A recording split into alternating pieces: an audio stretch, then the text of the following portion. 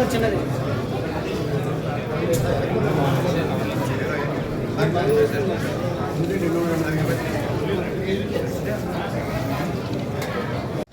ప్రభుత్వం ద్వారా civil supplies department ద్వారా